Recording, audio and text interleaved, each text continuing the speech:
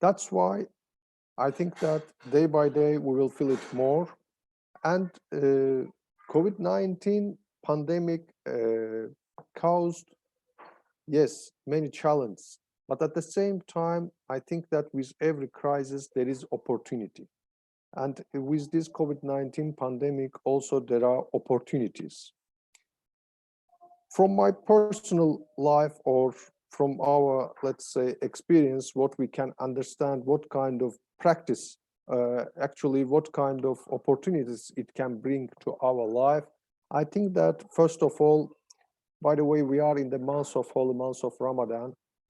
We started to understand the real value, the real essence of the blessings, of the felicities of Allah subhanahu wa ta'ala. Yes, now we are limited to go out. Now we are limited to meet with our friends. Now we are limited to visit our relatives. We are limited to make international travels, to fly from Baku to Jakarta, from Jakarta to Istanbul. These are very hard situation. But now we understand that those travels, those meetings which we had, how valuable they were. And in future, when we will meet again, when we will hug each other as a brother, Tantan and me, we will really value what does it mean. That's not just simple, we are coming and meeting each other and hugging or saying Assalamu alaikum. It's all are the felicities, all are the blessings of Allah subhanahu wa ta'ala.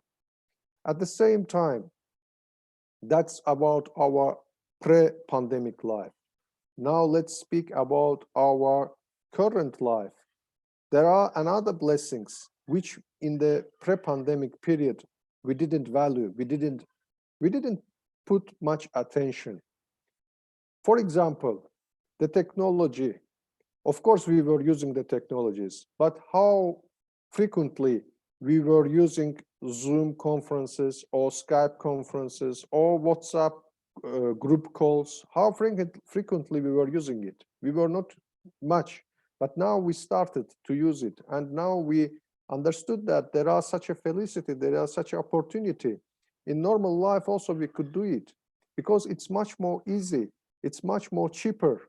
And we are not doing much israf on meeting, if I'm not mistaken, now here there are 63 participants from all over the world, from different parts of the world. In normal scenario, we would be organizing a conference, flight tickets, hotel, accommodation, food, and it would cost a lot of money. But now there are such opportunity that we are doing it online. We could do it previously also, but I think that in the post-pandemic era, we will continue to value and appreciate this kind of felicities also. We will be more frequently connected through online devices, online softwares, different kind of. Talking about the COVID-19 pandemic, I think that this pandemic is a real test not just for our healthcare systems, healthcare policies, but at the same time, it's a big test and very critical test actually on our ability to work and to act together collectively as a human beings in a society, and at the same time as independent states, actors of international relations, how collectively or how jointly we can act. So if we are together, we can fight against any enemy, including virus. But if we are separated, everybody has its own agenda, policy, then it's easy for our enemies of humanity, enemies of civilization, to defeat us. When I'm talking about the enemies of humanity and civilization, I don't mean just non-humans. There are some humans also. They are enemies of the humanity. They are committing different kind of crimes, war crimes. They are aggressively conducting policy towards other countries, independent states, sovereign countries, occupation, invasion of lands. So these kind of people, how we can call them, rather than enemies of humanity. So in order to answer them, in order to put them all in their places, in order to provide the justice and fair in the world, the humanity, the actors, the societies, the governments, international relations, all together, they should act collectively. This is very important. So talking about the virus also here, this is test for us as a societies, as a human beings, how we are connected to each other. In some countries, there are examples that when they show the city, it's totally empty, and people are strictly obeying the rules and regulations put by the governments. But there are some samples or examples that the people are not obeying these rules. So that's the, how to say, that shows the maturity, the readiness of the society, I think. Alhamdulillah, in our societies, at least I know from the experience of Azerbaijan, I know from experience of some Central Asian countries, because just recently we had the webinar for Eurasian region. In Kazakhstan, for example, I know from the previous webinars, discussions where I took part in Indonesia, the people take this issue very seriously, and they act very collectively, very and they obey the rules and regulations put by the government, and also derived from the real situation. So that's why, not taking your time much, I would like to wish, first of all, safety to all of you, your families, and your beloved ones. This is also one of the most important blessings, felicities of Allah subhanahu wa ta'ala, the safety, to be safe, which without illness or sickness, we don't remember much. But when we are sick or when there is a threat, really we start to remember about it. So I wish all of you good health and good spirit. At the same time, once again, I say Ramadan Mubarak. Inshallah, I hope that we will have very joyful and blissful Ramadan to understand or to practice the real meaning of the Ramadan, the true meaning of the Ramadan. And I would like to wish success to the work of this online seminar or webinar of this. Even we can call it conference, because there are more than 60 persons participating here. And once again, I would like to thank all the organizers, especially the team of the OIC Youth Indonesia, and wish you all the best. Thank you very much. Thank you very much, Mr. El-Madin, for your speech and gracing us with your presence in the forum. It was a very enlightening speech. And next is the core program. We have 4 speakers present in the panel, live from Uganda, from Pakistan, and Malaysia. And later on, we will be joining us, Mr. Sandi Uno. And we'd like to notify that Mr. Sahatul Hassan from Lahore has joined the forum. And welcome, Mr. Sahat. Thank you for your presence. And the first speaker in the panel is Mr. Simon Senkai.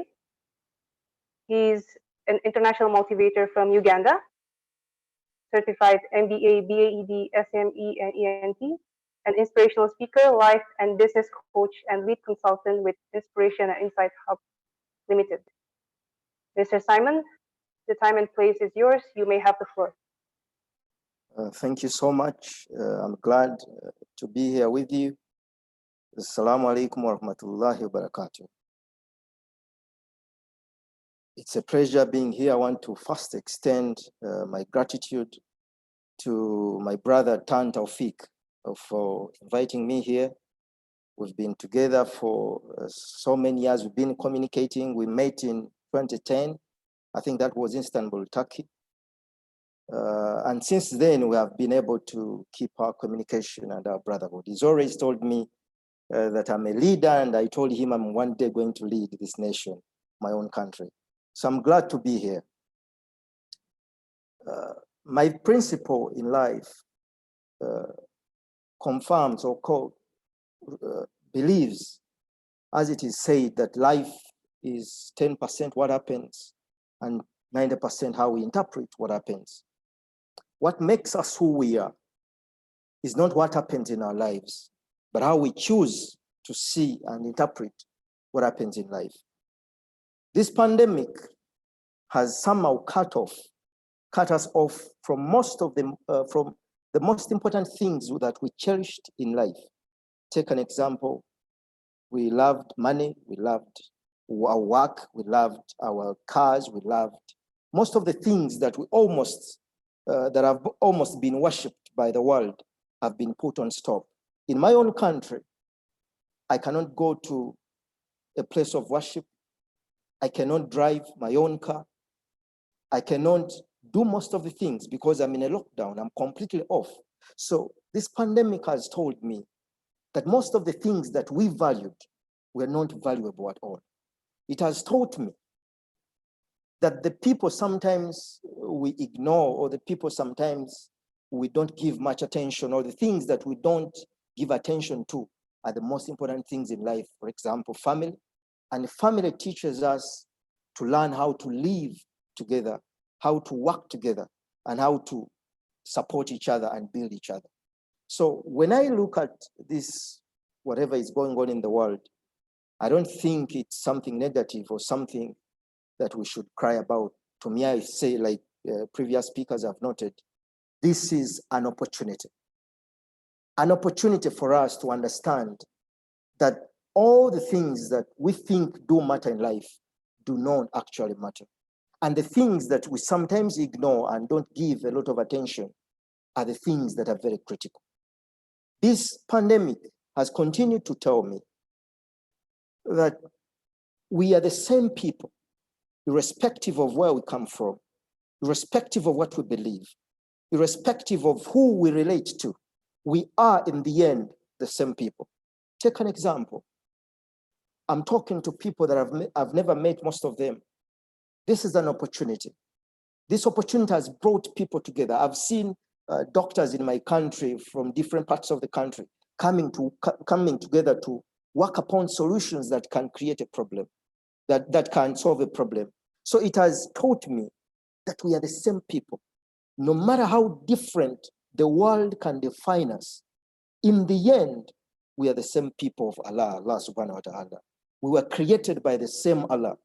So I might be different in color, I might be different in what I believe in, I might be different in where I stay geographically, but in the end of the day, all humanity is looking for three critical important things: happiness, ability to find our dreams and manifest them in the world, and touching other people's lives. Because at the end of the day, everything else doesn't matter but our relationship with other people. So I'm glad to be here. I hope this is just an introduction. I'll have a moment. I don't know if it is okay. I'll have a moment to come back, but it's just an introduction. So all I'm saying is, this is an opportunity to sit back and ask ourselves several questions, to reflect on how we are going to move after this pandemic, to reflect on how we've been moving, because the world will never be the same again. The world will never be the same again. But it is not the change, or it is not what happens, but how we choose to move with what happens. As the previous speaker said, that we've not been giving a chance to technology. Of course, we've been using it in our midst, but maybe we've not been using it as we're supposed to use it. Right now, we are using it positively to reach different people over the world. That is an opportunity. So this is our time to sit back and reflect on how we've been moving. And after reflecting on how we've been moving, then to sit and know, how are we going to move the next life? Because to me, I believe life is a season. There was a season when I was young. There is a season now, I'm a grown up. There will be a season when I'll be dead. If I know that life is a seasons and seasons are never the end, and I know that this season will end, I must focus my mind on preparing myself for a new season. So as we meet here, we must ask ourselves, what is the coming season? What is that season trying to tell us? Because those that are going to live tomorrow must prepare for tomorrow today, because tomorrow belongs to those who are prepared for it in the now. So our role here is to find ways on how we can prepare for post-COVID era, because it is going to end. No matter how long it takes, it shall come to an end. And we pray, and I pray, that all of us here and all other people that will follow us after here will be alive to see that moment. But the most important thing is, if we move out of this pandemic and we don't learn a thing, then we are going to repeat the same mistakes that we've been making. But if we are able to learn from this season, then new seasons are going to find us different and new in mind, and new in perception, and new in belief. I want to thank you once again for giving me an opportunity to be here. I'm sure I'm going to come back and share my presentation with you. That is, if I still have some time. For now, assalamu alaikum wa rahmatullahi wa barakatuh. Wa alaikum salam wa rahmatullah. Thank you for your presentation and speech. And the key points is making the most of what we have and making the most out of the seasons or cycles that we experience in life. And hopefully through this quarantine, we can learn something, take something. For example, reaching out to people with the use of technology, despite the constraints that we face. Without any further ado, we move to the next speaker, Mr. Satul Hassan. He's the CEO of Pakistan Youth Advocacy Network and board member of ICYF ERC. Mr. Satul Hassan is a social entrepreneur and founder of the National Youth Organization Youth Advocacy Network. He has received Youth Excellence Award under the category of Social Entrepreneur and Humanitarian Work by the President of the Islamic Republic of Pakistan. He has chaired the first youth-led regional conference, South Asian Regional Youth Conference.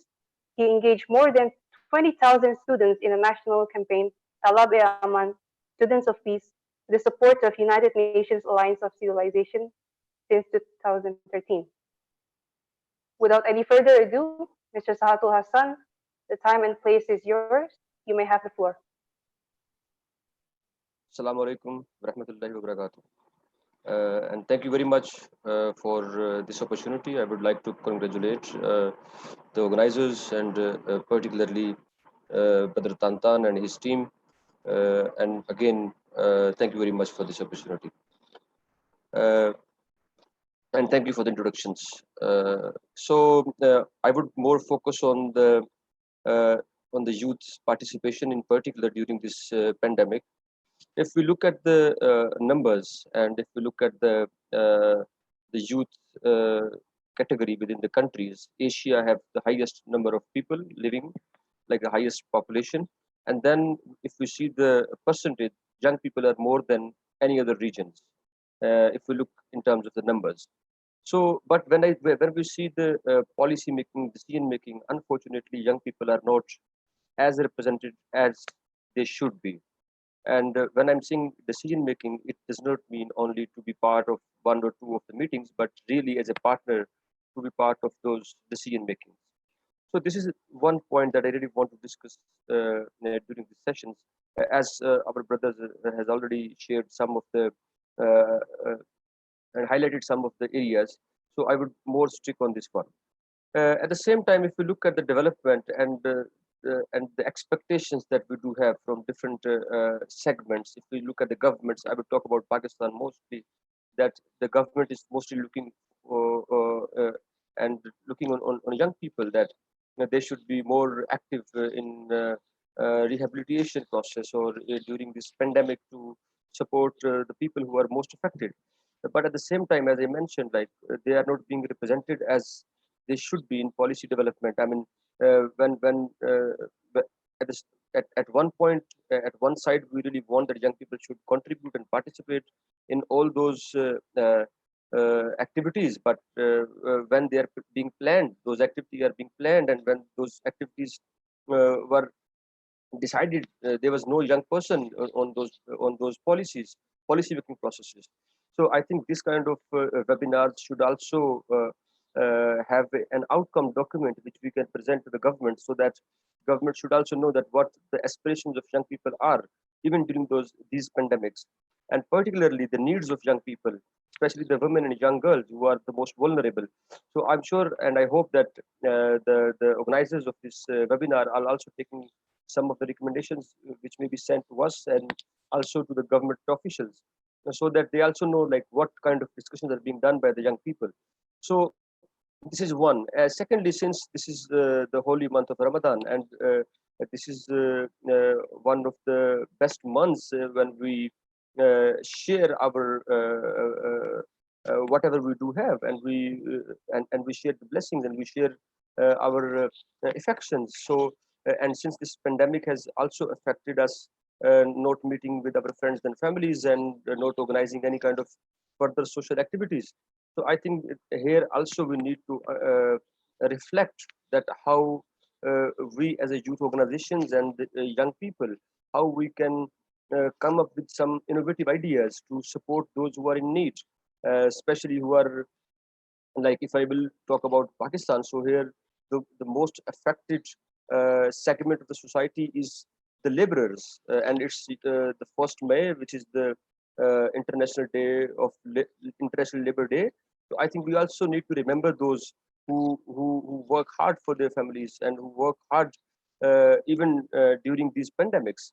So I think this is the second one, that we as a young people and the youth organizations, we need to come up with some innovative strategies to support those in need, especially the laborers, since it's the International Labor Day, and we also come up with something tangible for them, so that they are also participating equally during this pandemic. Lastly, I also feel like there should be a joint efforts, of course, at national level, at community level, but I think at regional and international level, there should be joint efforts.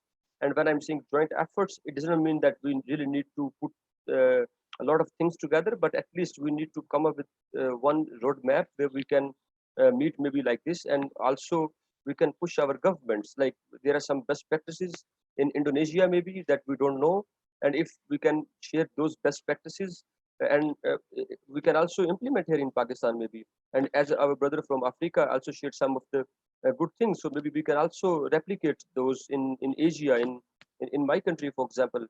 So or maybe we can also as per the needs of the community, as per needs of the local cultures, we can also modify them accordingly.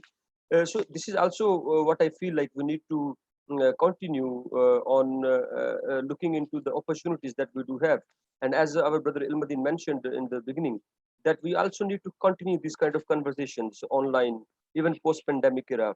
That how, and I really feel like it's very important that now these online platforms has provided us the opportunities to not only to share but also to learn online, which is very hard previously, even for me, frankly speaking. As part of this youth organization, we have been very least experiencing and contributing on online processes. So I think these 3 points from my side, and I would be more than happy to answer. Again, thank you very much, Jazakallah khair, for all these opportunity and this contribution. Thank you very much. Assalamu alaikum wa rahmatullah. Walaikum salam warahmatullahi wabarakatuh. Thank you for your speech and the key points regarding the importance of discussing the vulnerable people, like gender, and also the laborer, and also the need to discuss comprehensively, and also to address the joint effort, regional and also a global level. And next speaker of the panel is Dr. Usama Saula. He's an academician and researcher of Universitas Utara Malaysia. He's originally from Algeria. He's an international senior lecturer at School of Business of Management, College of Business, University Utara Malaysia. Dr. Usama received a bachelor degree in management University Farhat Abbas Setif, Algeria, master and PhD in human resource management from University Utara Malaysia. His research interests include human resource management, organization behavior, business methodology, and many more. He has published several articles in international index journals and attended several international youth and academic conferences and forums.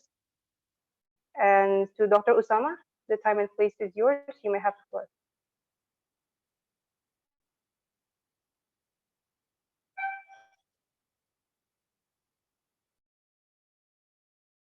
Assalamu alaikum wa rahmatullahi wa barakatuh, and good night for everyone. Bismillah ar-Rahman ar-Rahim wa salatu salamu ala Rasulillah. First of all, I would like to take this opportunity to thank OIC Youth and OIC Youth Indonesia and Indonesian Youth Council for giving me this opportunity for this invitation. Actually, we are in if I would like to say a critical time nowadays, COVID-19, this pandemic. Nowadays, we hear a lot of news about the new number of people dead, the new number of people affected, and so on and so forth. That's why we need to listen to a good motivation words. We need to listen to a good motivators around the world. We have a good example, OIC Youth Indonesia and Indonesian Youth Council. They have been organizing a lot of webinar sessions from different perspectives, economic, social, environmental, and health perspective, to share different information from different people, experts and practitioners. So, as brothers said before, I would like to thank the previous speakers. They shared very, very practical information. We are in this pandemic. The issue is this: the pandemic will end, like Brother Simon said. The pandemic will end in a few months, in 1 year, less or more. So what about the pandemic? So today, we are talking about the hope in the midst of COVID-19. For sure, there is a hope. There is a pandemic, but out of every challenge and difficulties, there are opportunities. We have to extract these opportunities. Normal people cannot observe opportunities out of the difficulties. I do believe every participant in this webinar session is not ordinary person. Otherwise, you are not here tonight. Only people with vision, they can extract opportunities out of difficulties. I will take these hopes from different point of view, different from what my friends said. The chairman, am I allowed to share some of information and points? Is it okay? Yes. All right.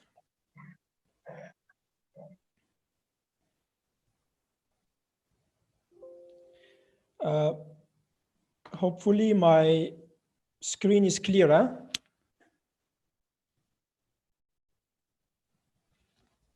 Is it clear? Yes, it's legible. Okay. Actually, we as Muslims and our religion come not only to Muslim, but to Muslims and non-Muslims. Islam, as a great religion, has taught us hope and how to be optimistic amidst difficulties, in the middle of difficulties. If you see the verses I share here, the first one from Surah Al-Baqarah, the second one from Surah An-Nisa, the third one from Al-Inshirah. Allah subhanahu wa ta'ala said, وَعَسَىٰ أَن تَكْرَهُوا شَيْئًا وَهُوَ خَيْرٌ لَكُمْ. You may dislike a thing, yet it may be good for you. And he said in Surah An-Nisa, perhaps you dislike a thing and Allah makes very much good. And I have the third verse here, which is a great verse. It's talking about inshirah, which is relief in the difficult situations that we are living. Allah subhanahu wa ta'ala said, verily or verily, along with every hardship is relief. Then he repeats again, verily, along with every hardship is relief. So what we are learning here, that in every difficult situation, there is a hope. We should be optimistic about it.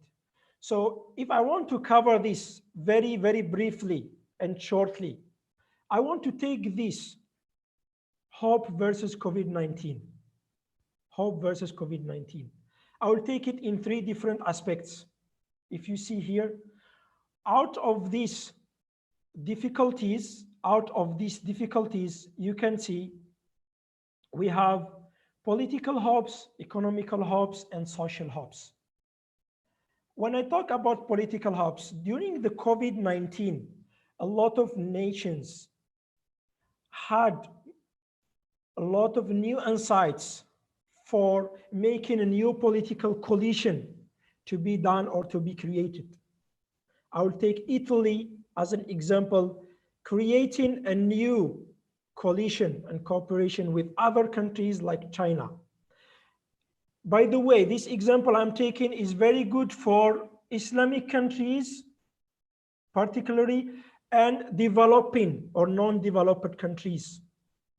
From political aspect, we can unlink ourselves from these superpower countries, and we can start thinking about new links, new international links with other countries to get independently in terms of political decision, and secondly, from economical decision as well. Then from economical perspective, that many countries, they prove that they can make their own food. They can make and produce a lot of items and products which they could not produce before because they rely on other countries to produce it for them. So there is a hope out of this. This COVID-19 provide opportunities for many nations to provide their foods and needs, and is providing opportunity for nations to consider their economic performance and to make reforms, to think out of the box, to make revenue and outcomes out of the hydrocarbon resources, and see how or what happened to the price of oil and gases nowadays, few days back. So we have to think out of the box. With this, in economic aspect, countries like developing countries and Islamic countries, they can create their economic independence by reducing or eliminating the economic dominance of the industrial countries. I'm not trying here to make, a big problems between countries, but it's opportunities for us. Let's talk about social hubs. Social hubs, COVID-19, I know it's prevent us from meeting each other, making social events, it's okay.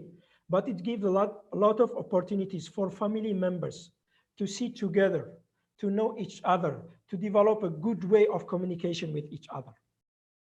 Another hope is if you have seen this COVID-19 provide opportunity to show solidarity between countries itself. If I may give example between China and Italy, when Italy was in the peak level of pandemic, China tried to provide some materials for them. This is another example. And Qatar to Italy, for example. This what we call it, this pandemic as well show what? Show the what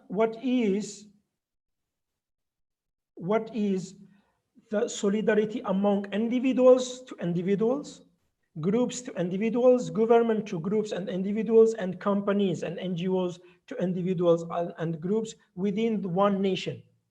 And this as well led to another opportunities, which is this charity or association and NGOs in the society, they have to look back to their system and practices and do a lot of radical reforms to develop their practices and develop their systems to be ready for any catastrophics in the future and crises in the future.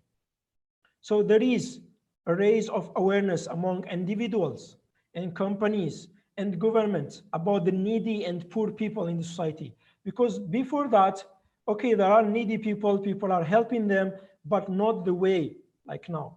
Now people are still at home, even though sometimes they have money, but they cannot get goods and services. They will start thinking about people living in the rural area and people who don't have money. So out of this, I will end up with focusing on three main sectors. Three main sectors I see that they have found good opportunity to develop in many countries, particularly Islamic countries and developing countries. They should look at it and consider these three sectors, because many young people and organizations and startups, they start developing and producing new things. If we talk about health sectors, many countries, they start producing things locally, like masks and gloves and hospital breathing machines and devices and so on.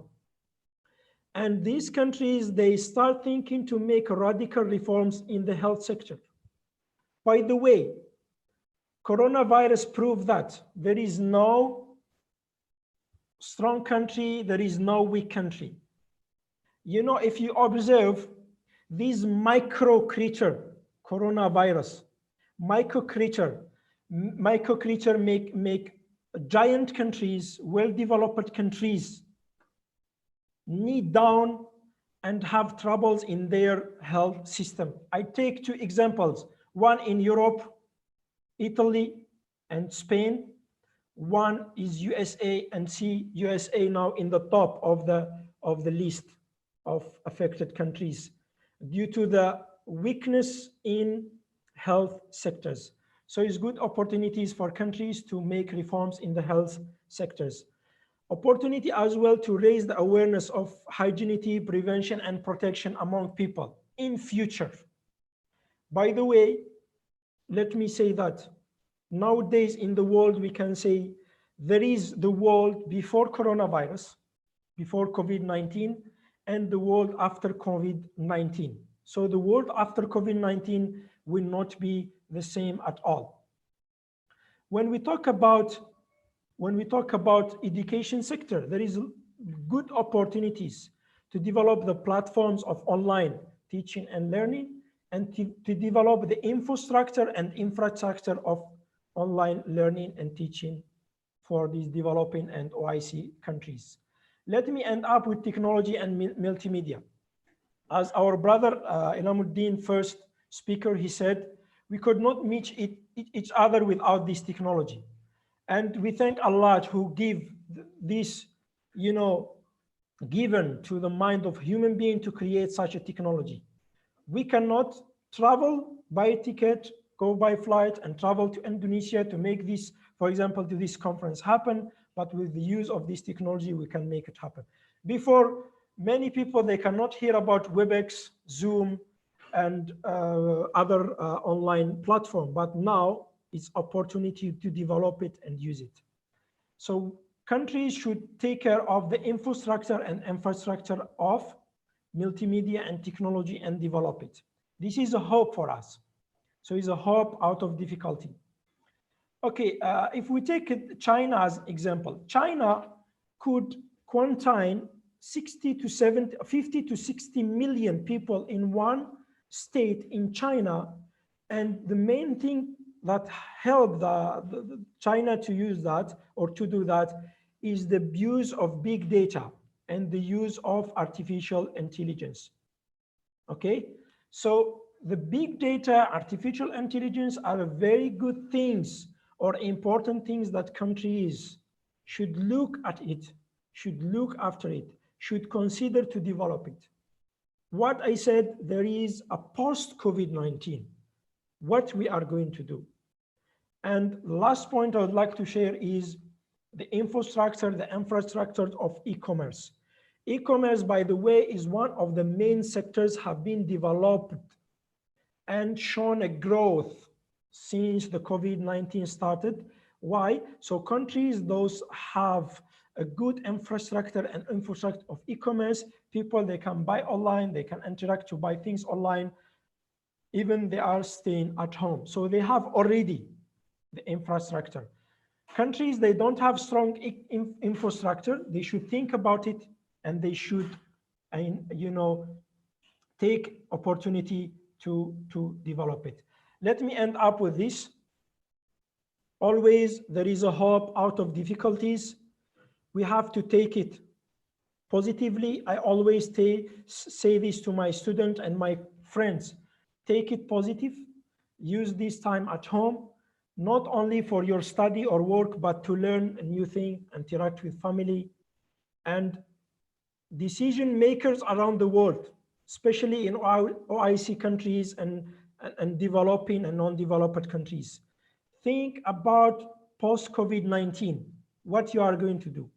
There is no strong, no weak country within the COVID-19.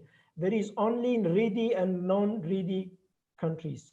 And thank you so much, and sorry if I took a long time. Thank you for your presentation, Dr. Usama. The key points is that crisis creates vigor and innovation because with hardship comes ease. But before that, we'd like to congratulate and welcome Mr. Sandiaga Salahuddin Uno, our speaker. He's the inspiration of Indonesian youth and alumni of university in US and was the successful entrepreneur since a young age. And he's currently the CEO of Saratoga and chairman of Indonesia Bersatu Volunteers Against COVID-19. And he's a national figure and inspiration for Indonesian youth. And without any further ado, we'd like to say welcome to Mr. Sandiaga Salahuddin Uno. Glad to have you here, sir. And without any further ado, the time and place is yours. Bismillahirrahmanirrahim. Assalamualaikum warahmatullahi wabarakatuh. Many thanks to the organizers and all participants over the OIC countries. I am very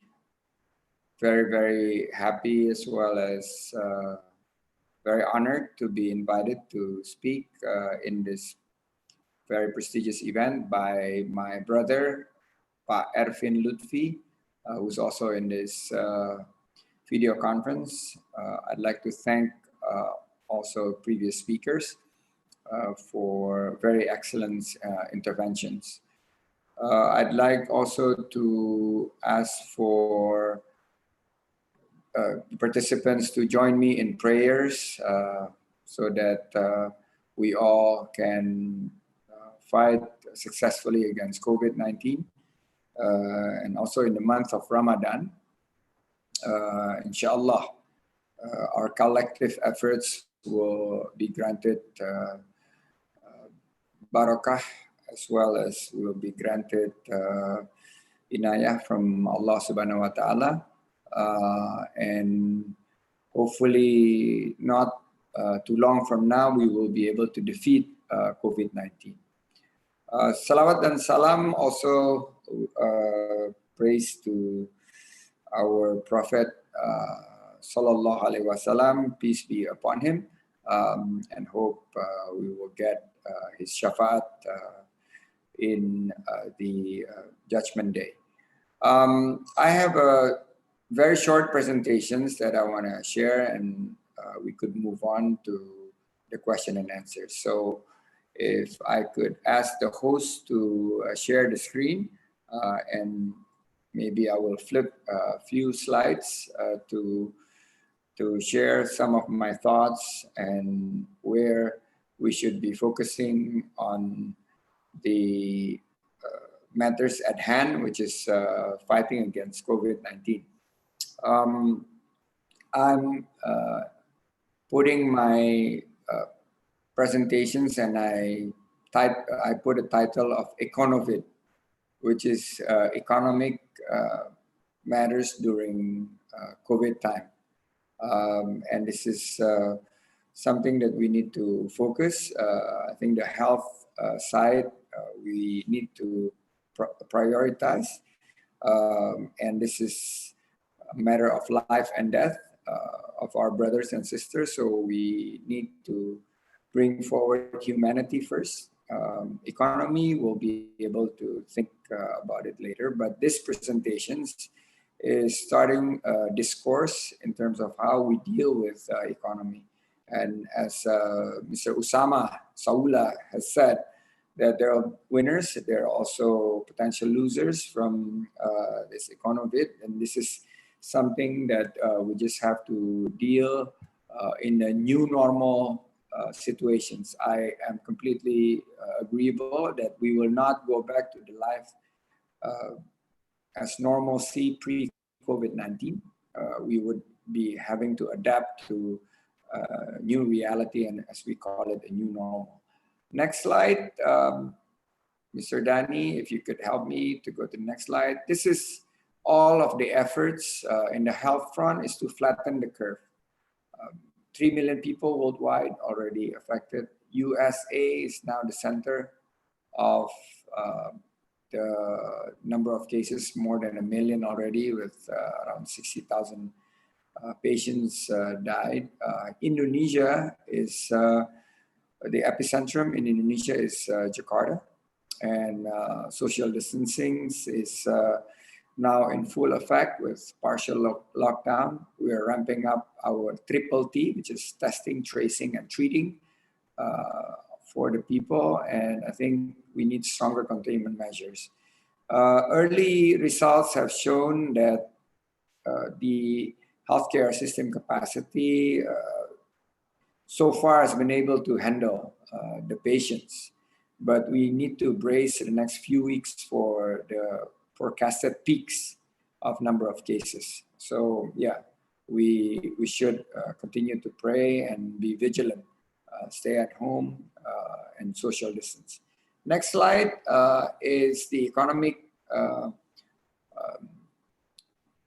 before the economic matters, we're wanting to see the trends across countries. So we see the number in Wuhan, Hubei, China. It's recovering now. South Korea is also past its peak. Italy, sort of like plateauing. Beijing is recovering. Singapore, interestingly, is increasing. The number is staggering in Singapore, although the number of deaths, is low, but number of cases is increasing. Germany stable. Shanghai, China is recovering. Japan is actually increasing, and the US definitely is not yet reached its peak. Indonesia is still increasing. Next slide, we talk about when you talk about the flatten of the curve for the number of cases in the economy, we also need to flatten the recession curve, but it's on the reverse side. We want to have the blue line instead of the red line. And the economic during COVID times, the policy must focus on supporting the public health goals as number one priority. We need to put as much resources as we are required in the fight on the health front. So it's a total war, and I think the troops are the doctors, the nurses, and all health and medical staffs, and we need to give them the PPEs, the personal protective equipment, the protective gears, as well as vaccine that is now being developed, all the medicines, ventilators, all the necessary ammunitions for them to fight the war. I like this lines that the host is saying. Yeah, that is what we are trying to avoid. This line, red line, is definitely inadvertently being put there by the host, but it's exactly where we don't want to be. We want to be in the blue line. So if you look at some projection numbers, it's going to be a big drop. IMF have said that it will contract up to -3%. And in particular, Indonesia, which relies a lot on consumptions, is hit so badly because the restriction in mobility have cut the aggregate demand on consumptions by a massive sum. So we're seeing also the SMEs are being badly hurt in the first few weeks of this pandemic. So the economic plan needs to target two groups, which is the households and the SMEs. Household needs cash, so we need to transfer the cash directly to the household, and SMEs also needs liquidity. We also need to transfer the basic food stuff, staples to the people who are in need. So this is unprecedented, and we need government interventions also to ensure the people will have the food on the table. Next slide. I'd like to compare some of the package. The package stimulus package in terms of value, and the hardest hit is the SME sectors, but Japan is really upfront with almost 20% of their GDP on the stimulus package. US is hitting 11%, whereas Indonesia is still down there at 0.2%, but we're gearing up. We're getting the legal umbrella for the government to do quantity things, and I think more programs to help the economy will be announced in the later days or weeks ahead. Next slide. A little bit about the Indonesian economy. The Indonesian economy is presented in the next slide. We are dominated in terms of units by SMEs. Small medium enterprises have, the numbers is about 60 million units of business units. And the job creations, 97.3% comes from the SMEs. Majority of the economy, it's actually 60% of the GDP has been contributed by the SME, not by big business, but by SME. And Indonesia is the largest country in ASEAN, and we are also the largest market for agricultural products, consumptions, fast-moving consumer goods, e-commerce is about $20 billion. So it is very, very concerning if we look at what would be the coronavirus or COVID-19 impact to Indonesia. Moving on to the next slide, this is currently what's happening. We are seeing that the economic growth numbers has been on a downslope all the way from 2013 to 2019. This year will take a massive drop, and expectations that it will be between 2 to 4% of growth. Hopefully we will not go into negative. The inflation number in terms of the volatile food is high. It's actually now the highest, and especially we are in the month of Ramadan. Food supplies traditionally are being challenged by logistics, and therefore the prices starts to creep up. Retail sales have plunged, as you see on the right-hand side, on the top right-hand side corner of the chart. Manufacturing side on the left bottom also took a plunge.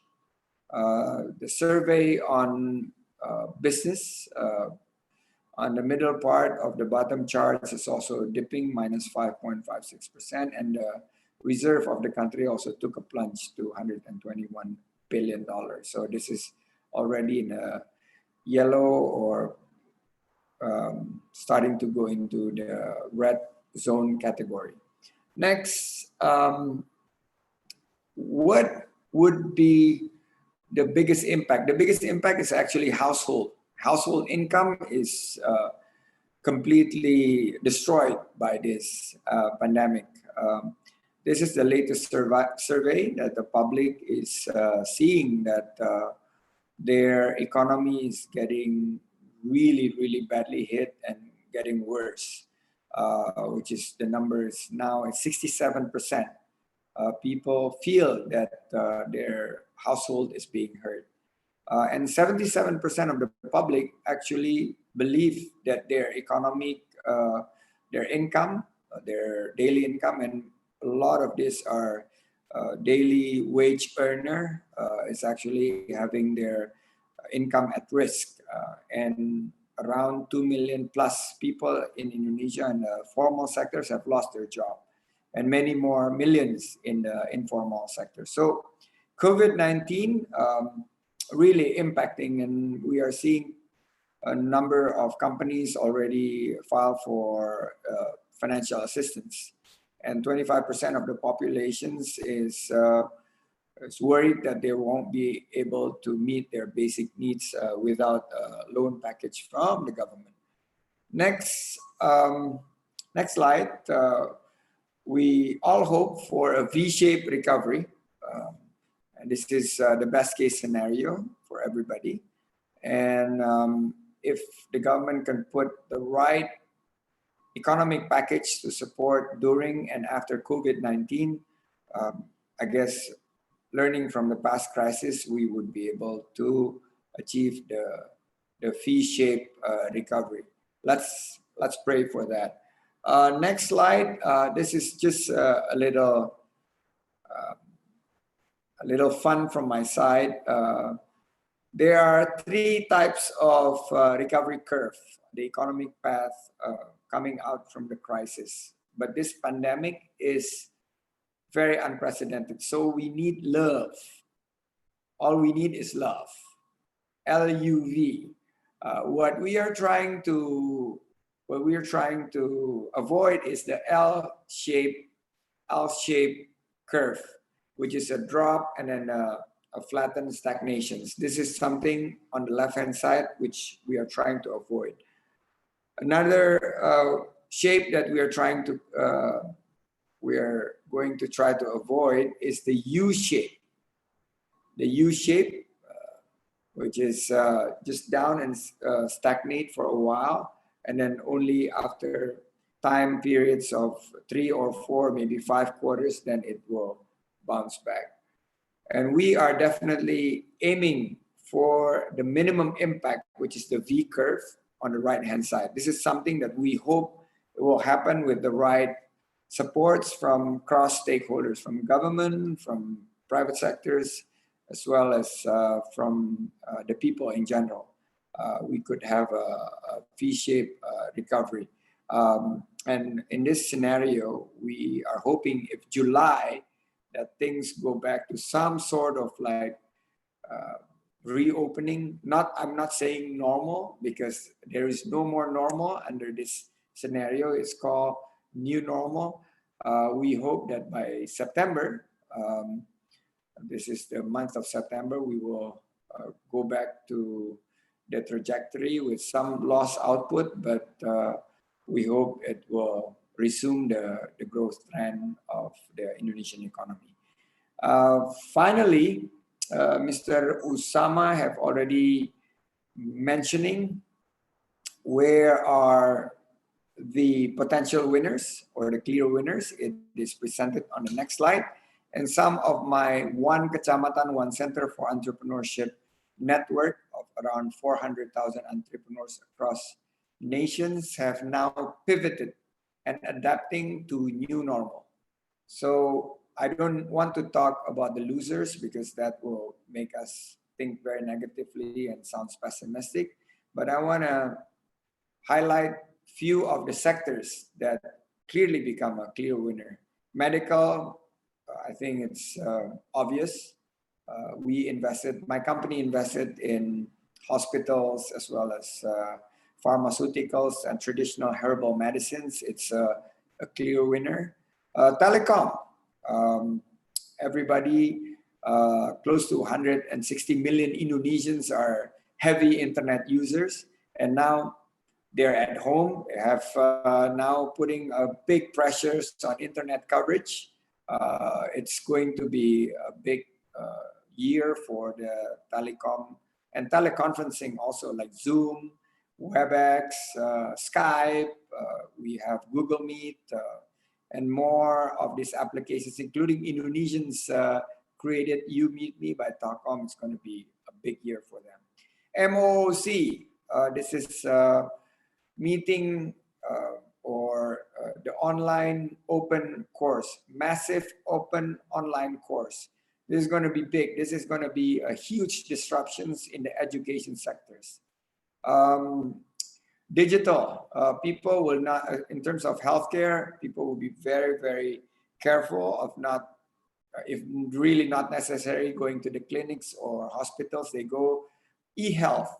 They will contact their doctors and do consultations through an applications of e-health like HelloDoc or AlloDoc and all those applications. Food, a big winner is frozen food. I think many stories of how F&B outlets and the culinary businesses have now pivoted into producing frozen food, and that could stay up to 6 months in the freezer. And then when you are ready, you just have to heat it up. It's nice, it's healthy, and this is healthy food. People now going to make sure that all they consume are the healthy one. Biotech, this is going to be huge also. They're going to be raised for vaccine, and also preventive medicines will be greatly consumed. Legal, it's going to be a huge year for legal profession, because a lot of the companies will file into bankruptcy, will file for force majeure, and many issues around the legal side. So legal professions will be very busy restructuring companies. Like me, when I started my business in the crisis in 97, 98, a lot of companies, in particular SMEs, will also make sure that they are covered on the legal fronts, including cybersecurity. Our meetings like this, not secured. I don't see a security logo in our Zoom, but in the future, people want to have a secured meeting. So cybersecurity is going to be a big winner as well. Clean energy. If you go out from your house in Jakarta and you look up to the sky, you could see now blue sky. People appreciate that. And I think Jakarta's traffic is more bearable nowadays. Hopefully clean energy the new and renewable energy will be definitely the options to go. Post COVID-19, people say that, I may not need to travel that much. I stay at home, and we need to switch to clean energy and more sustainable development going forward. So with that, I'd like to close my presentations with a final slide to remind everybody, including Mr. Usama and many of our friends, to still do some sports. Ibu Nadia, you're staying at home, but you still need to do some sports. I am religiously still doing at least 30 minutes of sports just in the house or around the house. That way you boost your immunity. And with doing some sports, you're not only getting a healthy life, but sports will make you think more positively because of the endorphin that is produced, and it makes you also feel optimistic about the future. Thank you very much. Wabillahi taufiq wal hidayah. Wassalamualaikum warahmatullahi wabarakatuh. Waalaikumsalam warahmatullahi wabarakatuh.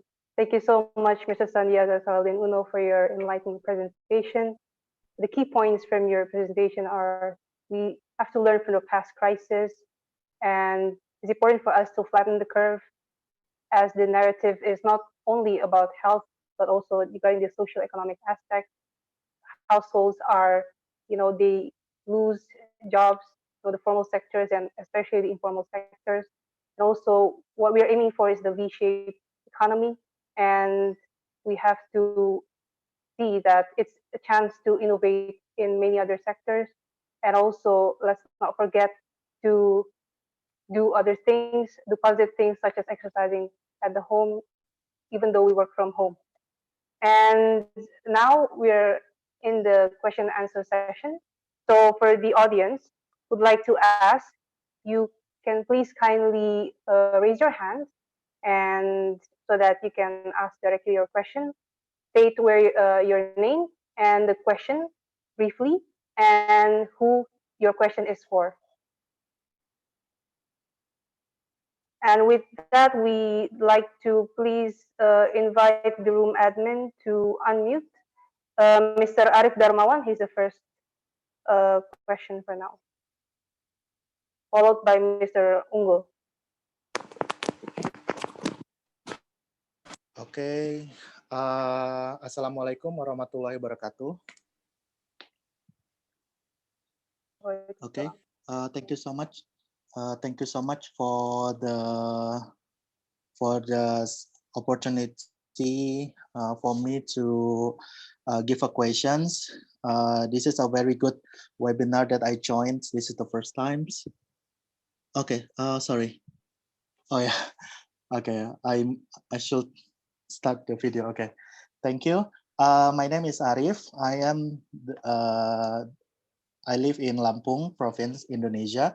I am the lecturer at the Faculty of Economics and Business, University of Lampung. My questions is delivered to Mr. Sandi Uno, Pak Sandi. I hope you are fine. And I want to ask about your presentations, especially the graph that you shown to us for the pandemic curve, and then how it's flatterance during the periods and during all the policies made by the government of Indonesia. I would like to ask about the, based on your opinions, how's the effective of policy that implemented for social protections for the poor people or the people who has sufferings of the COVID-19 in Indonesia. And then maybe you can give us some programs or recommendation program to rebound this economy after the COVID-19 ended. So I think that's two of my questions delivered to Mr. Sandi Uno. Thank you so much. Wabillahi taufiq wal hidayah. Wassalamualaikum warahmatullahi wabarakatuh.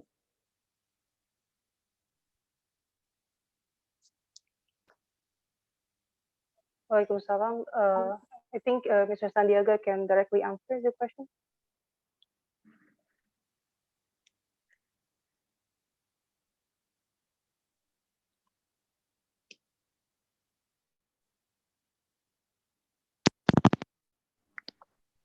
Thank you very much for unmuting me. The first and foremost is humanity. You need to save lives. So if you want to flatten the curve, Mr. Arif Darmawan, you need to basically, there's only one way to do it. It's by way of social distancing and physical distancing, staying at home, wearing face mask, clean your hands, and massive testing, tracing, as well as treating some of the COVID-19 patients. So the government's, both local governments and central government's policies so far have shown some early results, but it's too soon to draw conclusions. We need to be guided by data, and we need to be firm in terms of understanding that science really have to guide us. And I know the pressure, the populist pressures on the economic front is big, is very, very heavy. but we need to put life as priority, and that's what we should give our brothers and sisters. Secondly, in terms of the hardest hit is the people who are at the bottom of the pyramid. So what the government needs to do is clearly with quick deployment of the financial assistance as well as basic food assistance to some of these families.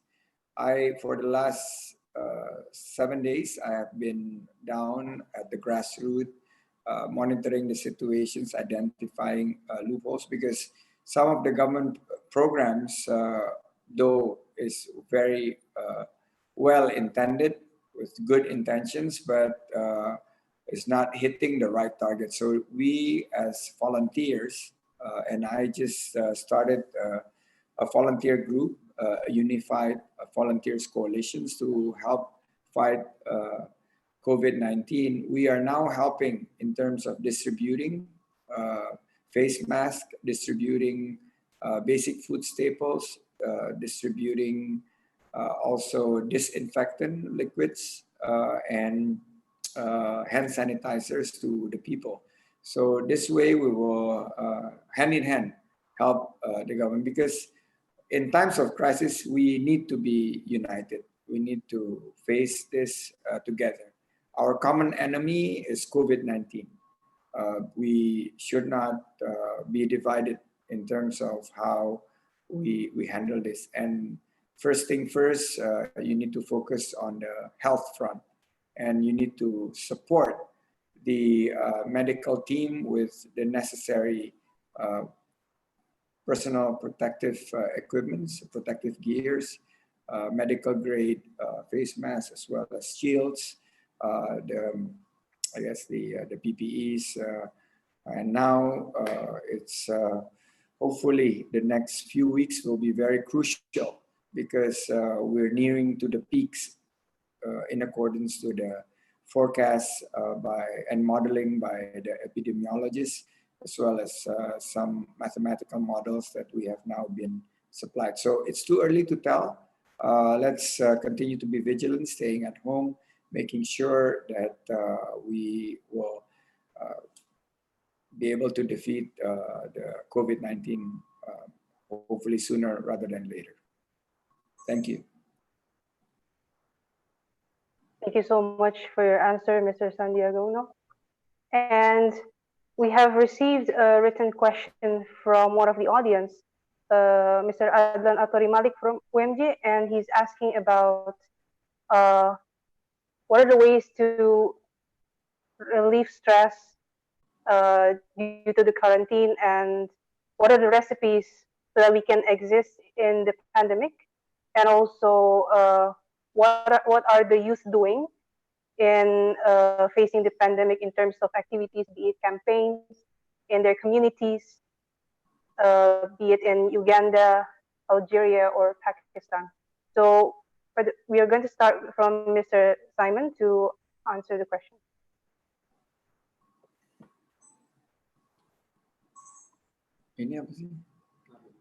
Hello? Could you kindly repeat the question? I didn't hear you properly. Yeah, so it's quite a long question. So what are the recipes so that we can still, be active in the pandemic? And how do we relieve stress due to the quarantine, because youth are used to being, outside the home with their activities? And he's asking as well, how do the youth face the pandemic in terms of activities, or are there any campaigns in the community in Uganda? Thank you. Okay, thank you so much. Right now in our country, we are on a total lockdown of 21 days. We are not allowed to move, apart from a few of us who have radio programs or TV programs that you only leave home when you're going to do your program. But the first thing I want to tell everybody here is one, when something like this happens, the first thing is to accept that it has happened. Because the people that are finding challenges with this are the people that refuse to accept that the situation is here. We must first accept that this pandemic is here, and the only way to protect yourself is to social distance, limit your movement, stay home if you must, and keep clean, wash your hands, don't touch your soft parts of the body. But as we live inside, after accepting that the situation is there, humans are fond of always changing depending on the situation that is at hand. And you've realized that when any human is put in a situation where they cannot have most of their life privileges, they adapt. When they adapt, their survival skills become more stronger. Right now, if you're home, we read. I'm writing my second book. I'm using this time whenever I'm home. I'm writing my second book. If I'm not writing, I'm reading. I've had several sessions on Zoom, several meetings and several discussions. Even next week, I have like 3 with other people outside my country. I read, I write, and I move out. I do exercises in my compound. I have a small compound where I exercise from. So one can exercise, and I've seen so many young people here exercising. I've seen so many musicians recording their songs from their homes. I've seen so many interviews of musicians saying that they're writing their music that they're going to produce. The best time to plant your seed of success is now, because you don't wait for the right season so that you can start on what you want. You prepare what you want to do in the season. So when the season comes, you're ready to take up the season. So what young people most are doing here, most of my colleagues, most of my friends, or people that I interact with, and all those that I encourage on radio and TV, I encourage them to read. I encourage them to listen on the positive things. You know, our news is full of negative things. And you know how this negativity is affecting the minds of our people, the mindsets of our people. All people are thinking of negative, news is negative. We are getting news of people that are dying, people that are sick. We are getting news of those that are admitted. But the world is not sharing, is not promoting that news of people that have been healed. If we can promote more of those people that have healed, really it can change the mindset of people. And for instance, here in Uganda, televisions have started sharing people that are getting healed. We had over 70 people, 52 people are healed, and they have been sent back home. And televisions are doing, and radio stations are doing lots of interviews with them to keep society positive that we can overcome this.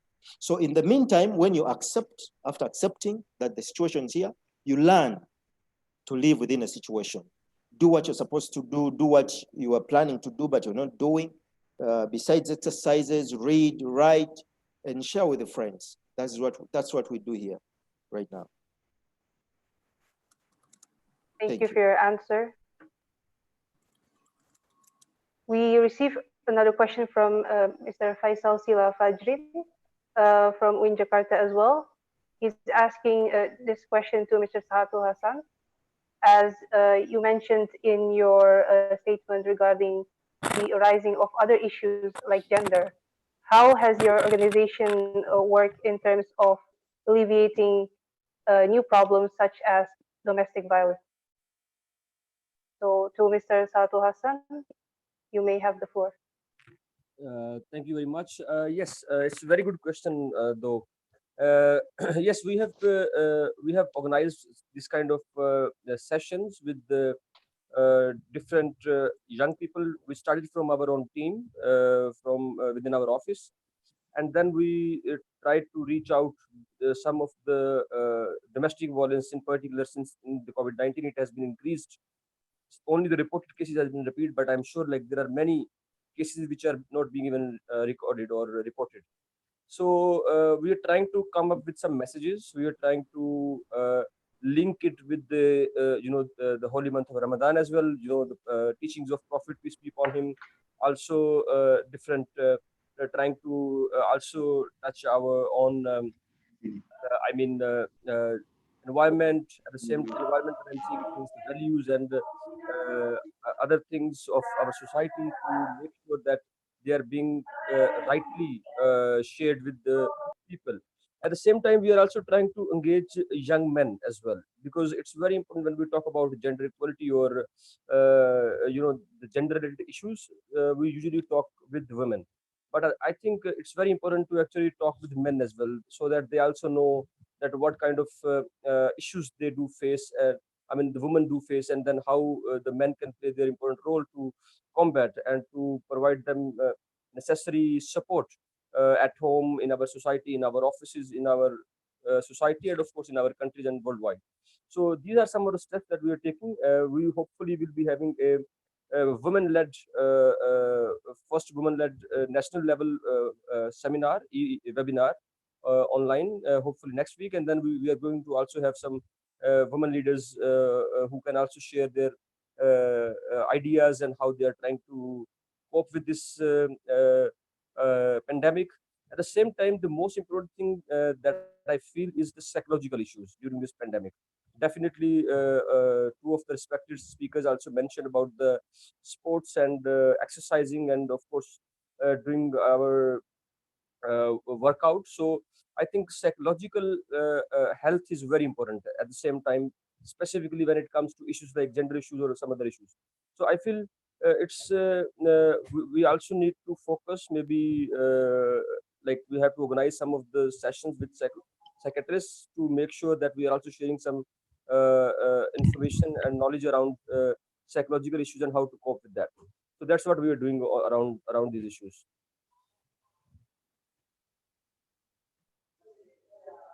Thank you for your answer, Mr. Sahat. And we have a question to Dr. Osama Saula from Simon the Pedestrian. Which economic, which specific economic opportunities can African youth tap into the new after COVID-19? Okay, thank you so much for this question. Actually, this question is specifically talking about Africa and youth, these two main words I can extract from the question. In Africa, we got, if I'm not mistaken, like 54 countries, right? 60% of the African population is under 25 years old. And almost 75% are under 40. So under 40, we can consider them youth. Youth in Africa, within COVID-19 and after, we say post-COVID-19, there are a lot of opportunities. Economical opportunities, social opportunities, even most important for me is political opportunities as well. So youth have opportunities nowadays to prove themselves in the field to the government to consider them more, so they can consider youth to be put when they are making any decision within the government, in the society. They have to consider youth. So youth, they have to prove themselves. For me, COVID-19 is a very big and a precious opportunity for youth in Africa. In political aspect, when we talk about economic aspect, I'm talking about entrepreneurship and startup. A lot of youth, previously before COVID-19, whenever you are talking about invention or innovation in terms of health sector, producing a new product, government will put you in a long process in Africa, bureaucracy, submitting a lot of things and so on. But nowadays, as Mr. Sandiaga said, we cannot, government themselves, they cannot defeat coronavirus themselves. So they need the effort of everyone who have the effort and the strength are youth. Who can go for more invention and innovation? Youth. So now, let's suppose you are entrepreneur or you are having a startup. before COVID-19, if you are talking that, oh, I want to produce gloves, I want to produce mask, I want to produce, this machine or devices for testing this or testing that for hygienity. People may laugh on you, oh, we can import it, we can get it easily. But if you are now making any startup, any entrepreneur program or project, government, they must listen to you, because government, they are pushed by the association and pushed by the society and pushed by the economic facts that we have to get this material and produce it by ourselves. Even you are a rich country, it's not easy to buy it now. And see what happened. Some countries are pirating and taking the stuff of other countries in their airports by paying extra money. And it happens, you know these facts. So nowadays, here the economic opportunity for African youth comes. Because out of 54 African countries, I can see only 10 or 14 countries are really developing. But other countries, they can make entrepreneurship or entrepreneur programs, projects, and they can make startups to start producing products inside the economy, inside the country. And they have to prove them in the field to be more considered by the government in making decision, whether related to international or national youth making decision or in making decision inside the country. Thank you so much. Thank you for your answer, Mr. Sola. And first of all, we'd like to announce that Mr. Sahat has to leave. And we'd like to thank him for his coming and gracing us with his presence in the forum. And also, for those of you who have questions, you can raise your hand.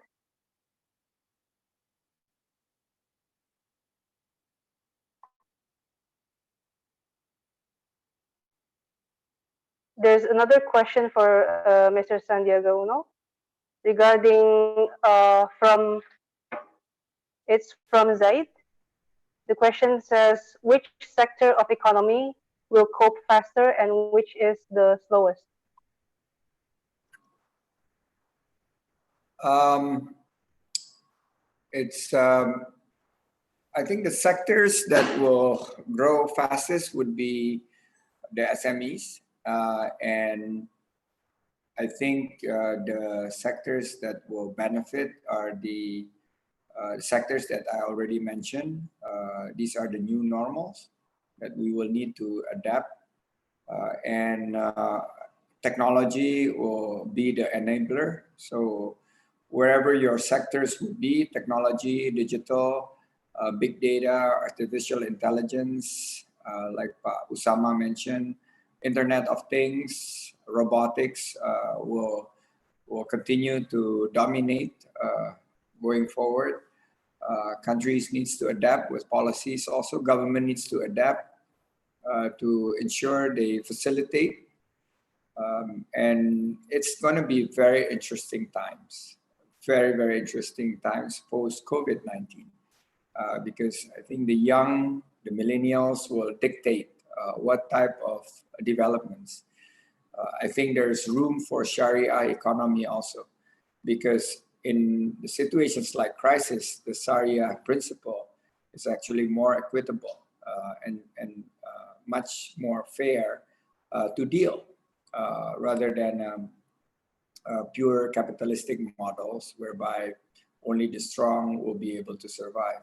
But here, the more sustainable and equitable model would be for everybody to lend a helping hand. And private sectors needs to cooperate with the people and the government. I actually put a term of quadruple P, which is public, private, and people partnership. PPPP. This is how we're gonna survive post-COVID-19, and I'm very, very optimistic that if the millennials, the young OIC countries youth could participate, it's going to be a new world order whereby global leadership will need to also not be dominated between the fight of China and the US. But I guess local leaders will emerge. I think economy going forward will be more localized, source from nearby areas, customized and personalized. And I think supply chain all over the world will need to be, I guess, revisits. Everybody needs to put a thinking cap, because what happened with the next pandemic, we need to probably now model pandemic in our economic models going forward. So with that, I would like to take my leave, and thanks for the organizers to invite me. Thank you, Ibu Nadia, for such a wonderful job moderating, and all other speakers. Pak Simon from Uganda, Mr. Usama, thank you very much. I hope I could be included in the more engagements of the OIC youth going forward.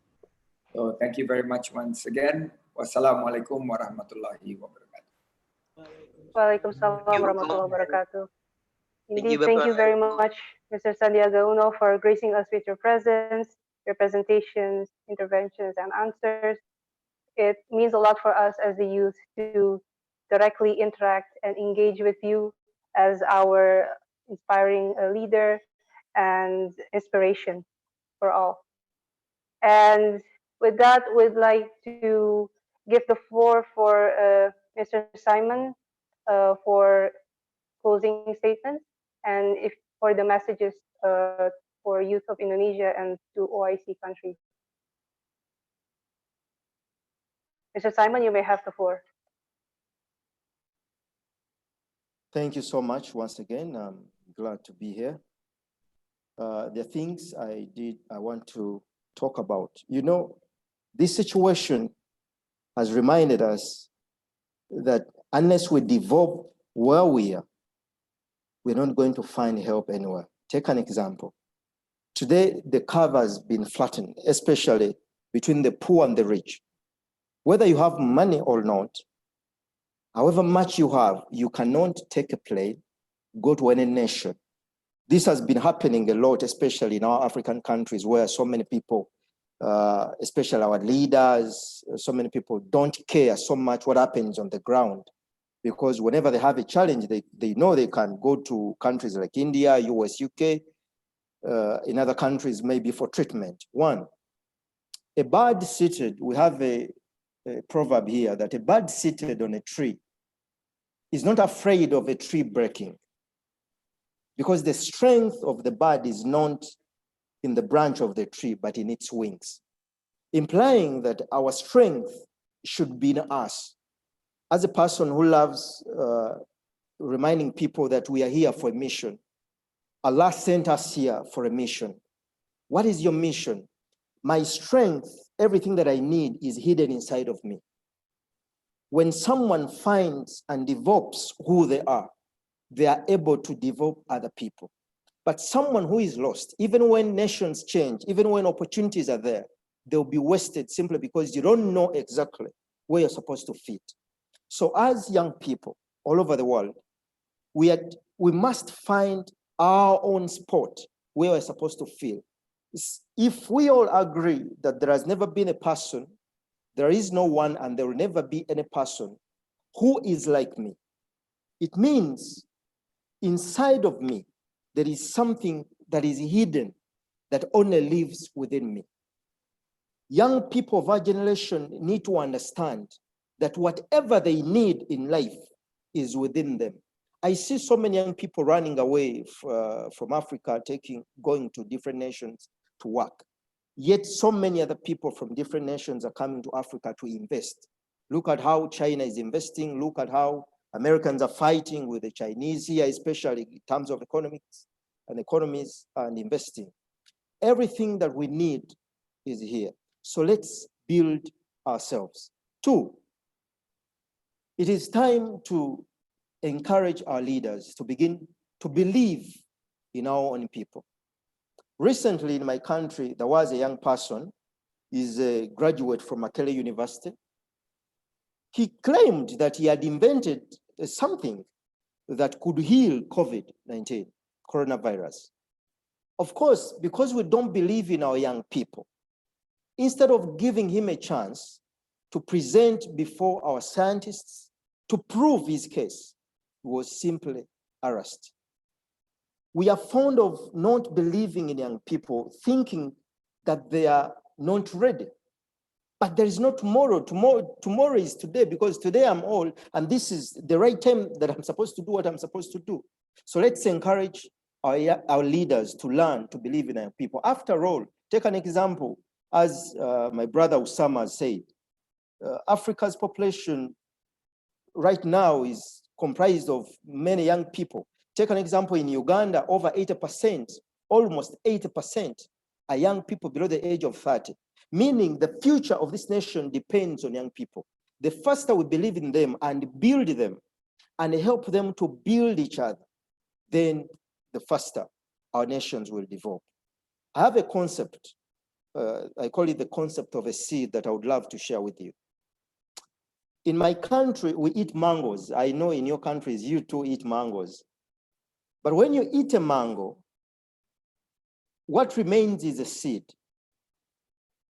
When you put a seed in your hands, it has lost value. And the only thing you have to do for it is throw it in a bin or take it to the pit. But within the seed, there is a hidden mango tree. And on that mango tree, there are many mangoes and more seeds. Meaning, in one seed, there is a hidden forest of mango trees. But in life, you don't get what you want, you get what you see. If you look at this seed and you don't see anything, you're going to throw it away. If you see a tree, you're going to plant it. All of us here on this platform are seeds. We are sent here to plant ourselves and germinate and bear fruits for the world. There are 5 principles of a seed. When a seed struggles on its own to become a tree full of fruits, the first principle is a tree never eats its own fruits.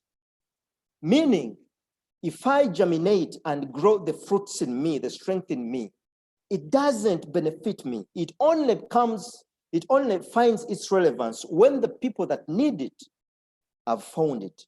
Let's learn to share what we have with other people. 2, a tree never eats, a tree never takes its fruits to the market. It is always the market that comes to the tree that has fruits. As my brother said, Usama, let's build our value, because it is our value that is going to attract other people to come to us. And even if they don't appreciate what we do, for as long as we build our value, we are going to be indomitable. We are going to be people that nations can't live without. We need to build our value, encourage, empower ourselves with the relevant skills and knowledge that we need to survive in this generation. That is the only way we are going to influence our nations. 3, a tree doesn't call people to eat its fruits. When a tree is in the forest and people see fruits from a distance, even when it is in the forest, people are going to create way to the tree that has fruits. Meaning whatever we are looking for in life, be it money, be it opportunities, be it what, we are supposed to be attractive to those opportunities that we are seeking. And 4, every season a tree will bear fruits. And lastly, whoever stands before the tree is willing to offer its fruits for free. Life is more about giving than getting, but it is hard to give what you don't have. We need to train our young people, our colleagues, to find their own value.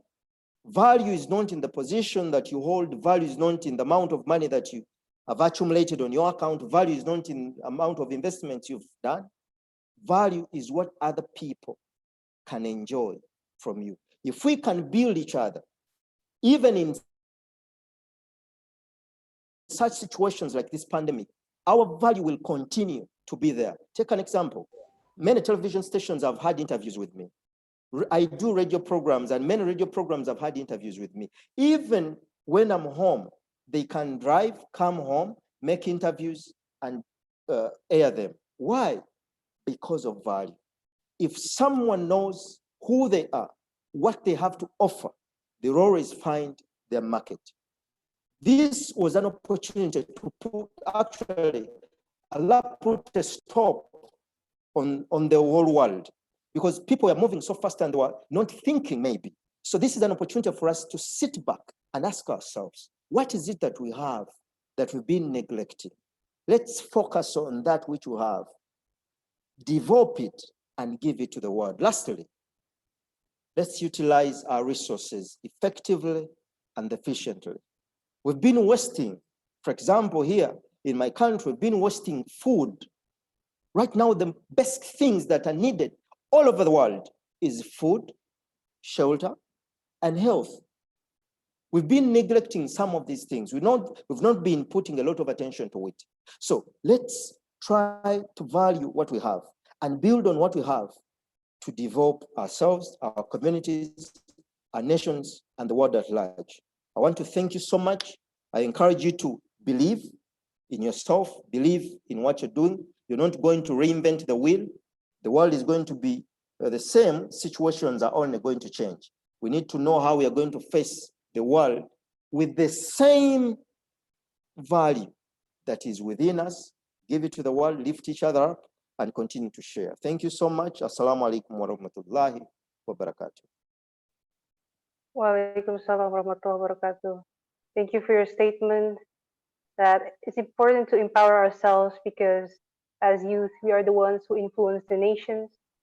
And this Ramadan opportunity is an opportunity to look inward and come back stronger as individuals, so that we can give more positive change to the society. And next, we'd like to invite Dr. Osama Saula for his closing statement. You may have the floor.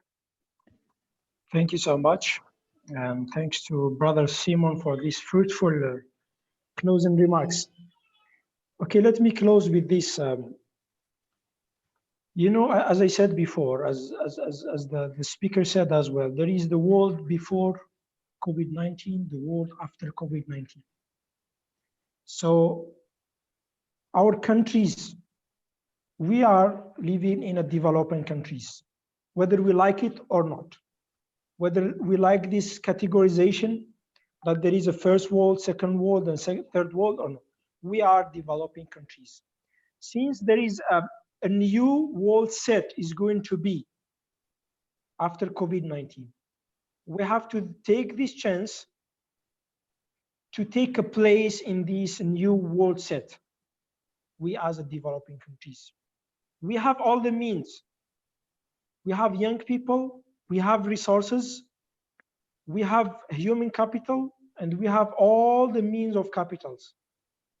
We have to take place in the new world set, in the new world system. Whether we like it or not, there is a new world system is going to happen. And we are going to see it after a few years, 5 years and 10 years. Some scholars, they said only after COVID-19, new coalition, new blocks is going to happen. We have to take place. Second message is to young people. We are the hope. I don't say that other generation are useless. No. We have to bridge the gap between us and other generation, the generation before us, the generation after us. We have to bridge this gap. This is our responsibility. We have to take place. We have to prove ourselves in the field. Opportunities are not given. Opportunities always should be grabbed. So if there is no opportunity, you have to create the opportunity. If there is no opportunity, or if there is opportunity available, you have to grab it. Don't wait for anyone to give it to you. So I would like to advise my brothers and sisters, especially in this holy month of Ramadan. Make use of the time. Make your home or the room or the space you are using at your home as an incubator for you. You know what is the most dangerous thing surrounding us? For me, is not only these viruses and pandemics. It's a dangerous as well. We have to be cautious. But for me, the most dangerous is the artificial boundaries we put to ourselves, is the comfortable zone we live in. Leave it, I will do it, or let it be like this. I am useless. If people and big countries and famous people cannot change the world, how? Me as individual, I can change the world. You are part of groups and countries. You can change something. So if you want to change something, change your family, you change your country and the world after that. So please, let's start changing ourselves. If we cannot change ourselves, we cannot change anything after that. And to change ourselves, COVID-19, the free time is given due to this pandemic, staying at home is a good opportunity for us that we should make use of it. Be optimistic all the time, be positive, and thanks to OIC Youth Indonesia and Youth Council Indonesia for this invitation. Thanks for all the speakers for the fruitful advices, and thanks for all the participants. Terima kasih kepada semua, and jumpa lagi. Hopefully I can see you in other webinar session, inshallah. Assalamualaikum. Walaikum salam. Thank you so much for your closing statement, Dr. Usama, and for your enlightening closing statement. We're actually very glad to have you all panel speakers present. And with that, we'd like to thank all the participants as well for your participation, your presence, your time, especially as we are in this month of Ramadan. And also the organizer soon will also be sharing the feedback form to give feedback as we are organizing weekly sessions, webinar series, and we further strive to make it better. And also regarding the bringing hope in COVID-19, who knew that just a flu, a cough, a fever could affect the world this much? As we're approaching the 5th month of 2020, a lot has changed. Organizations, individuals, or nations, as they enter a new year, surely plan for their activities in the year. But due to the COVID-19, they definitely have to make a few changes. And it is important for us as youth to still have hope and to be optimistic that things can change for the better, as stated by all the panel speakers present. And also, the key points from the speakers that have shared with us are: the youth need to stick together to have more solidarity in fight against the pandemic. Social media and internet are becoming more important role for interaction, especially among the youth and economy. It is important to flatten the curve to combat COVID-19, and social distancing is the key. Economic impact is great, especially households. The jobs are being lost, therefore preparing economy to be more stabilized.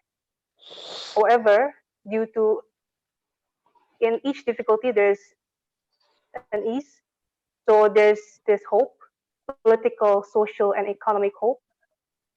And we as youth need to empower ourselves as youth influenced nations. And the quarantine time, this pandemic, is a time for us to get out of our comfort zones and to be better people. And especially in this Ramadan, it is a double opportunity for us to look inward and introspect and come back stronger as individuals, community, and in turn as a nation. And with that, on behalf of the organizers, we'd like to thank all the participants for being here, all the panel speakers, honorable speakers, and also the organizers. And we have also shared the feedback form for you to give feedback on how to better for us to conduct further sessions. And inshallah, we'll always update you regarding our future webinar sessions. We organize weekly sessions. And with that, me, Asit Najariskita, as a moderator, would like to thank you all. Wassalamualaikum warahmatullahi wabarakatuh.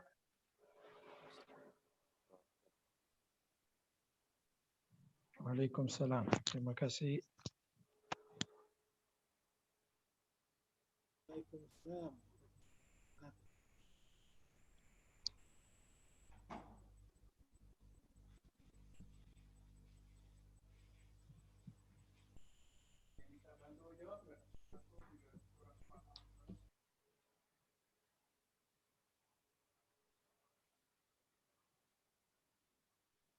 Yeah, and also we take notice that apparently there are guests present from the Student Association of Indonesia in Turkey, in Malaysia, and also PKPIM Malaysia, Dewan Masjid Indonesia.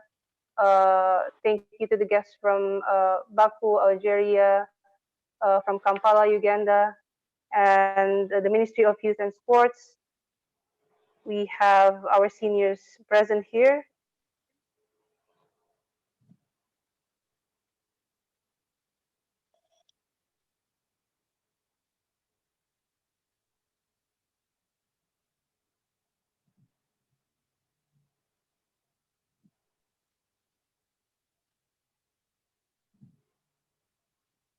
Rumah anggota tuh dia Pak.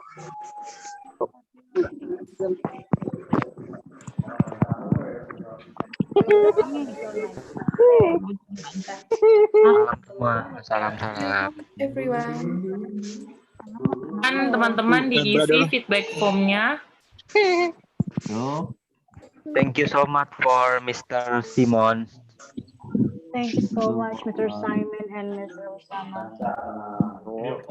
Thank you for Mr. Tantan Topik. Ya lu pada sholat tarawih apa enggak? Itu topi Erdugul Pak. Hebat. Erdugul punya Erdugul. Salam dari BPI Malaysia.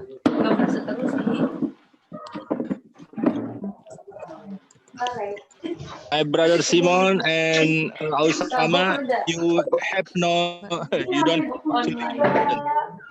Yes, Tan. Cumi Tan.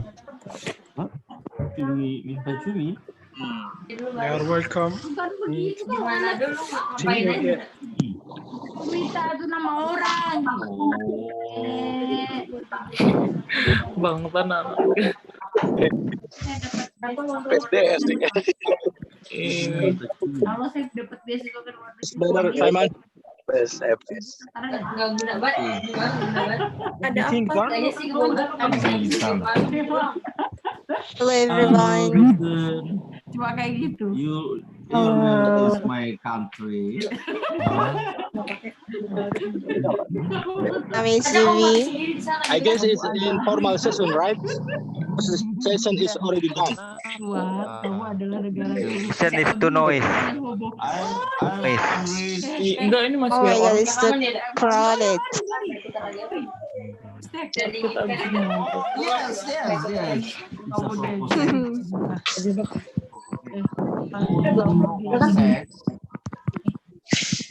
Noise.